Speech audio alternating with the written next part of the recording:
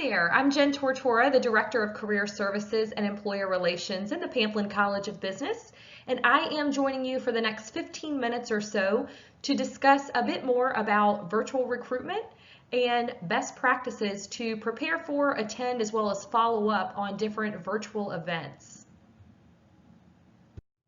So before we talk about virtual events, I wanted to just address the term virtual recruitment and what that meant in the past versus what it currently means. And so it is very likely that many of you have participated in some form of virtual recruitment before. Many companies had begun to add virtual events to their calendar each semester, more so as an enhancement to their on-campus recruiting efforts. These extra events allowed them an opportunity to meet students they didn't get a chance to meet on campus, but also the opportunity to continue building relationships with those students they had previously met. Virtual interviews had also become very popular over the last several years. It provides not only companies, but also students with some more flexibility around that process. For example, if you were a student studying abroad and wanted to be included in the interview process without physically being on campus, a virtual interview process allowed you that opportunity. On the same side, or I guess kind of on the opposite side, from a company perspective, many of the representatives that needed to be or wanted to be included in the interview process didn't have the same schedule that allowed them to be on campus at the designated interview date. So a virtual process allowed them a bit more flexibility to also be included without holding up the timeline. The term virtual recruiter is sometimes used by companies that do not have a physical presence on campus, meaning they're not traveling to campus to host events or participate in career fairs, but they are actively recruiting students, meaning they are posting jobs, interviewing, and ultimately hiring.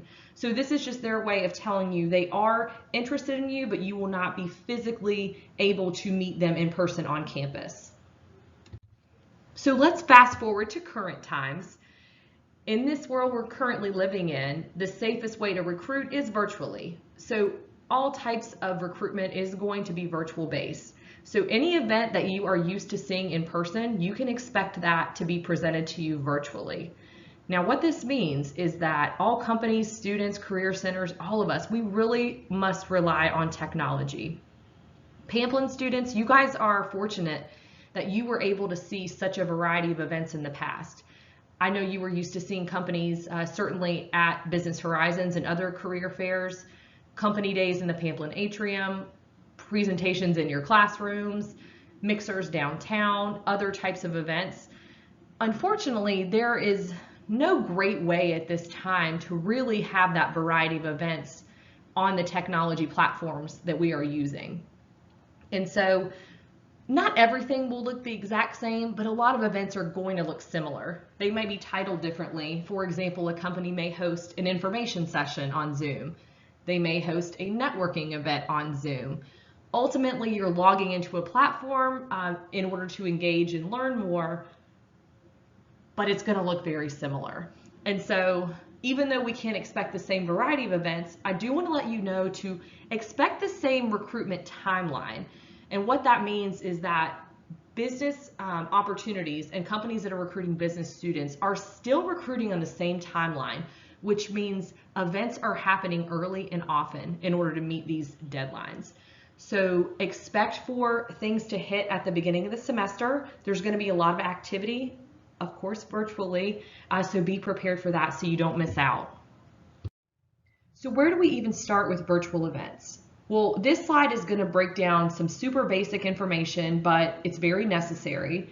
You can do these things well in advance of even attending a virtual event, or even if you have attended virtual events, you can go back through this checklist and just make sure you have your bases covered. So first and foremost, test your technology.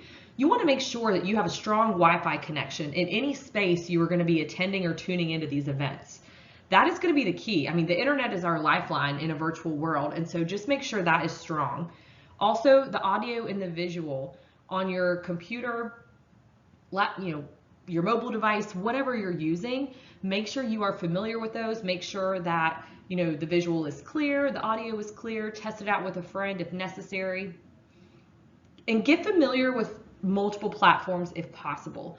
I say this because, of course, anything our team hosts and most around Virginia Tech will be hosting will be on Zoom, but not everyone uses Zoom as their primary platform. There are some others, Microsoft Teams and Blue Jeans are two that come to mind. There are several like that. If companies are hosting events, they may have a different preference than Zoom. And so while most of the software works in a similar way, it is important to familiarize yourself because small things like buttons, like mute buttons and video buttons, are sometimes located in different places. And the more you know, the better you are, so you're not shuffling around, before or during an event and kind of distracting from the main event. Make sure you have a good space. So hopefully a quiet space that's going to have good lighting, because more than likely you are going to be on video and you want them to see your face, especially when you're talking. And make sure it's a spot with minimal distractions. Visually, make sure, if there are walls behind you, that there are not super distracting posters or anything like that. But also, I would advise you to turn off TV and other media platforms. I have been on several meetings where I've actually seen a TV reflection in someone's glasses that they were watching, and even if they are not the one that's presenting, it is very distracting to others. So I would advise that you quiet space, TV turned off, minimal distractions is best. And then, of course, know what events are happening and get them on your calendar. I feel like we've said it numerous times, well, in a virtual world, it's so much easier for people to attend. Well, I think it's almost too easy. And so I think it'll be easy to miss things if you are not very well aware of what is happening. So for Pamplin students, one of the best ways that you can get this information is through our Career Connect e-newsletter. That is going to come to you every Sunday around 1 o'clock. It's going to have a calendar of events, but then also we will outline all of the important upcoming events for that next week. Companies will also list information on Handshake. Some will list them on LinkedIn, so follow companies that you are interested in. Pamplin also has a biz info email that's going to go out during the week to you all. I believe it's around 10 a.m. on weekdays. Our team will be sure to highlight the important information happening in the upcoming days. But do what you have to do to make sure that you are aware of everything that's happening around recruitment in Pamplin. So let's talk a little bit about how to prepare for these individual virtual events. I'm going to keep this brief. This is assuming you have covered all your bases on the previous slide, but pay attention to what is required of you before each virtual event. Sometimes there's going to be a pre-registration, sometimes not. At the very least, when you're logging into these events, make sure you're using your full name, first and last, and that is how you are labeling yourself.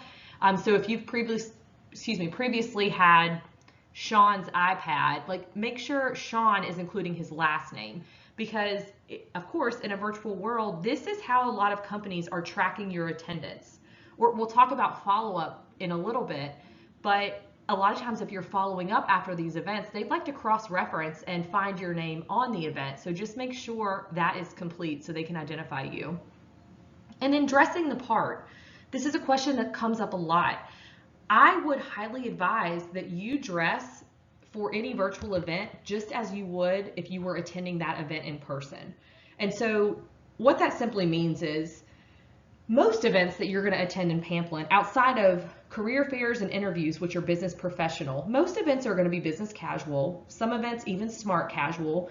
But if you are dressing the part, not only are you looking the part on the other side of the camera, but I think you're gonna feel your best and be able to kind of bring more to the table. Just trust me on that.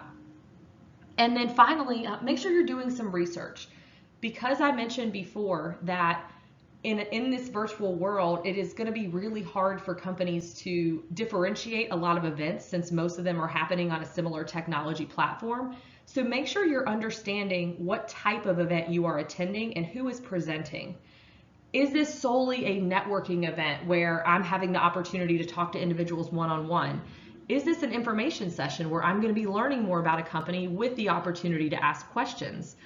So do that ahead of time so you know how to best prepare yourself for the event. Let's go through just a few best practices that can set you up for success during a virtual event.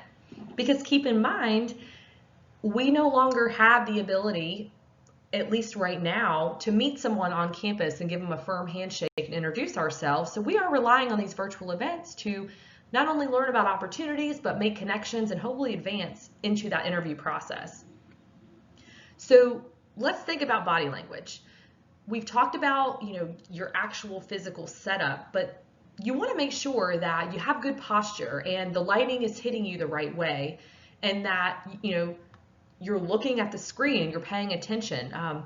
Try to use your camera when possible. I know it's not always feasible, but I know personally the way my settings are, anyone that has their camera on, even if they're not presenting or talking, they are shifted to the beginning kind of my cue. And so if you think about it this way, if a company's presenting and there's 50 plus students and only 5 of them have their cameras on, that might be the 5 names that they're seeing and they'll remember later. So keep that in mind when you're attending these events. But then also maintaining eye contact, not only when you're watching, but especially if you have a question or if you are speaking. It is hard in these virtual setups to maintain that eye contact and to stay focused. But if you can look at your camera, you are best presented on the other end. And it's a little bit difficult because I'll tell you, I'm the first to admit, it's easier for me to look at the squares of people and the faces that may be in different locations on my screen, but that is not looking like I'm maintaining eye contact on the other side. So try to stay focused and look at your camera, especially when you're speaking. And you want to obviously stay engaged.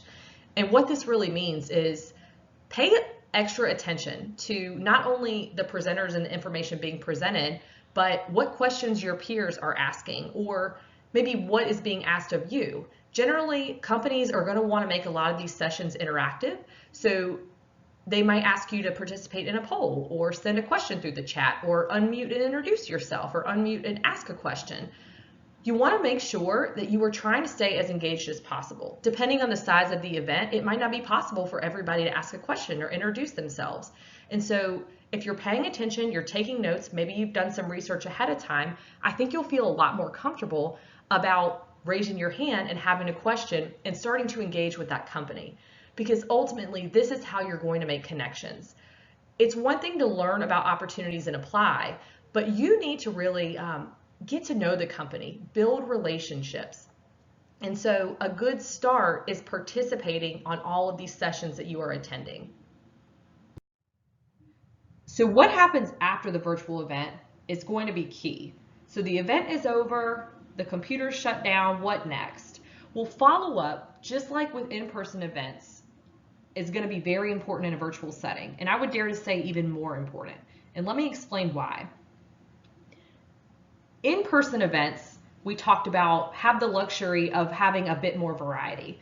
So at the very least, if you are following up on a specific in-person event, you can reference where you met the person, the event, and on the recruiter side, it's much easier to jog a memory about a conversation when you can reference where you were, whether you were in the atrium, whether you were over in Squires, whether you were on the drill field. It's much easier to kind of condense down the number of people that you met. Well, with every event being virtual and them likely sitting in the same spot in their dining room or their office at home, it's going to be a lot more difficult to differentiate follow-up messages from students. So that being said, you want to make sure you are following up fairly quickly after an event, referencing the event, and hopefully you had a good conversation or a question, or you pulled out some good information that you're interested in learning more about so that you can continue to build this relationship. And so that is something as simple as an email, reintroducing yourself if you were able to on the event, or maybe it's an initial introduction. Maybe you didn't have the opportunity to ask a question during the event. But you want to continue the relationship. And so after you followed up and attended these events, make sure you're connecting with these companies and these individuals on LinkedIn and their other social media channels. Companies will be looking for you to engage with some of their social posts. They'll be noticing that. So make sure not only are you engaging there, but it's going to help you learn and build that relationship with that company. And then absolutely look for future events. More often than not, they're going to share with you what they're attending next. If it's the beginning of the semester and they have an info session and they're attending Business Horizons, they're probably going to let you know that. Make a note to visit their booth. And then obviously you want to check for opportunities that they may have referenced and certainly apply. if it's applicable to you. So just a couple final thoughts. Try not to be too intimidated by this virtual process. Sit back, relax, just know that we're all in this together. This is new for everyone, so we're all navigating this the best we know how, and there's definitely going to be some challenges here and there. But try not to get too burnt out. I mentioned it numerous times, but a lot of these virtual events are going to end up looking the same, so you may feel like you're in Groundhog's Day a little bit, like with a Zoom meeting here, a Zoom event there. But just know it's not forever. Like with most things, this too shall pass. I do expect that during the course of this virtual recruitment cycle, a lot of companies may realize some things work well for them, and it may be a sound business decision to implement some of these things permanently as we go forward into a more normal, kind of back to normal environment. And so it's good you're getting exposed to these now, because I would expect some of these changes to remain long term. Thanks so much for tuning in. Once again, I'm Jen Tortora, Director of Career Services and Employer Relations in the Pamplin College of Business. If you have questions about any of the material that we covered or a specific event coming up, please feel free to reach out to me personally, or you can email our Pamplin Career Services team at pcobcareers@bt.edu.